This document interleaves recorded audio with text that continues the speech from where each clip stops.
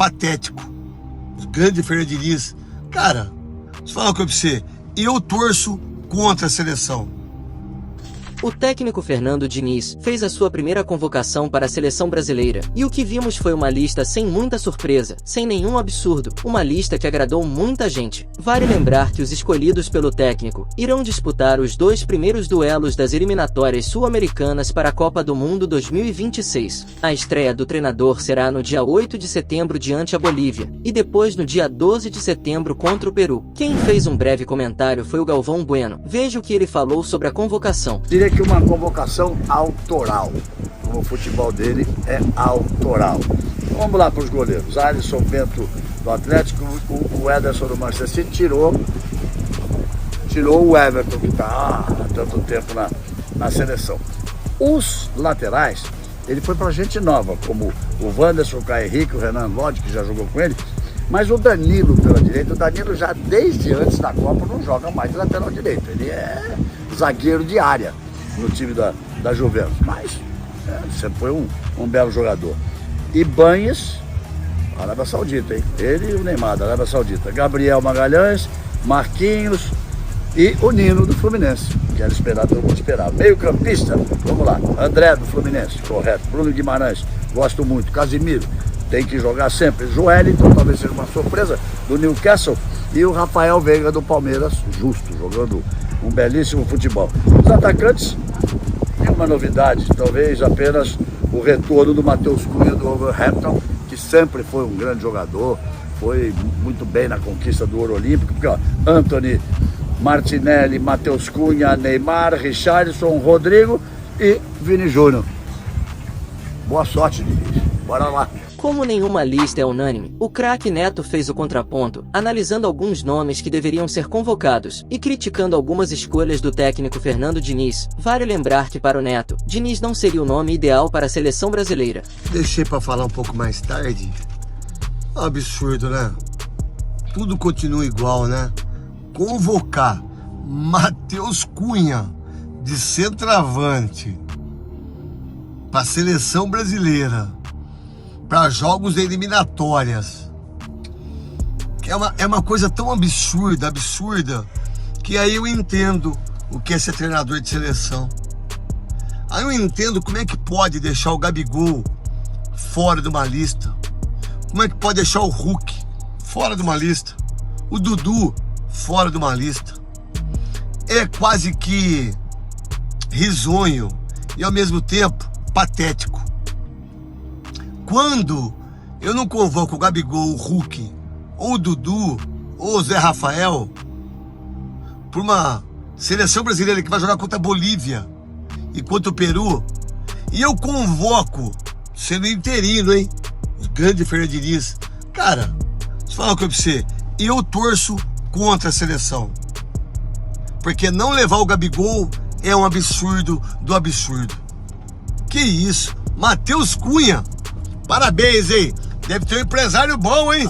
Como é que pode não convocar o Lucas Perry? Como é que pode? Quero uma explicação só. De não convocar o Lucas Perry, goleiro do Botafogo, para ser o segundo ou terceiro goleiro da seleção brasileira. Como é que pode isso? Como é que as pessoas não têm esse entendimento? Não é muito louco isso? Ele convoca o Bento, que é bom goleiro, mas é melhor hoje que o Lucas Perry. O Alisson, porra, 2 Copas do Mundo. O Alisson, me desculpa, gente. Então, eu vou dizer agora aqui para vocês, dificilmente vai se classificar, né, para ganhar mais uma Copa do Mundo. Vai ganhar de barbada eliminatórias, Copa América, como sempre fizeram. Dunga, Mano, Tite, todos eles fizeram isso. Mas Copa do Mundo, vocês acham mesmo? Quem merece mais uma convocação? O Zé Rafael ou o André do Fluminense?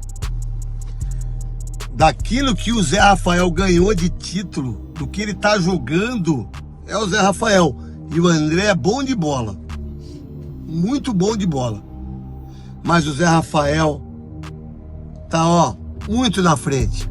Mas, como vocês são guilizetes, vocês gostam do Fernando Diniz, 2 Copas Paulista e o Carioca. Parabéns, hein? Logo após divulgar a lista, o técnico Diniz falou sobre suas escolhas, sobre a não convocação do Paquetá, sobre a Arábia Saudita e sobre o brasileiro Neymar. Veja o que o treinador falou.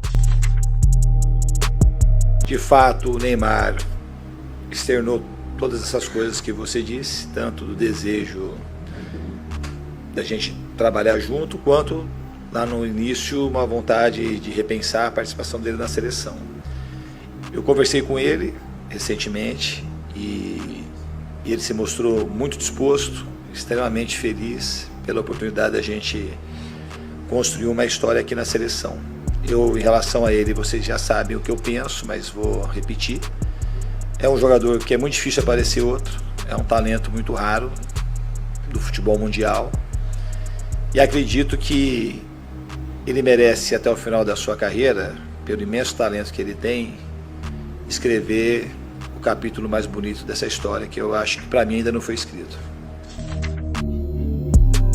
Essa inserção da Arábia Saudita na aquisição de jogadores com idade ainda para estar militando na Europa, que é o centro principal dos jogadores, e a gente vai passar a olhar e a gente não sabe do que vai ser para frente. O que vai determinar o meu olhar e a convocação dos jogadores é o desempenho que eles têm fora daqui, seja na Arábia Saudita, na Europa, no Brasil, onde quer que seja, e principalmente quando eles forem convocados, como que eles vão desempenhar dentro da própria seleção. Eu sou um cara que o que me protege na minha vida inteira é a verdade, e o Paquetá, ele estava na lista, que é um jogador que eu gosto muito, e também não é uma questão de pré-julgamento absolutamente, muito pelo contrário. É uma questão de preservação, de deixar o Paquetá nesse momento resolver essas questões, que é uma questão que excede o futebol. Eu acho que tanto para o Paquetá quanto para a seleção, deixar ele um pouco mais à vontade para resolver essas questões era o que tinha para se fazer de mais adequado. A gente teve esses problemas aqui no Brasil e a gente sabe que isso precisa do fator tempo para que as coisas se esclareçam. Então eu achei pertinente, pensando no Paquetá, e é muito bom você me perguntar, porque é um jogador que eu adoro como jogador, embora a gente nunca tenha trabalhado junto, tenho as melhores impressões em relação ao Paquetá, e a CBF vai estar com as portas abertas para ele assim que ele conseguir resolver positivamente essas situações que apareceram aqui de última hora. Eu concordo que o Flamengo é o time que tem o maior investimento do país, mas pelos critérios que a gente adotou, isso também não quer dizer, vale para a resposta que eu dei em relação ao Botafogo. Isso não determina que o Flamengo tem que ter algum jogador convocado. Tem jogadores que estavam na lista larga e na hora que a gente foi enxugando a lista, os jogadores que a gente achou que estavam mais adequados para esse primeiro momento são esses que foram convocados. Essa foi mais uma edição do Fute Resenha. Já que ficou até aqui, dá aquela moral e deixa teu like, comente sobre tudo e veja a super dica do canal. Veja os links na descrição, fique no canal e veja mais vídeos. Até a próxima!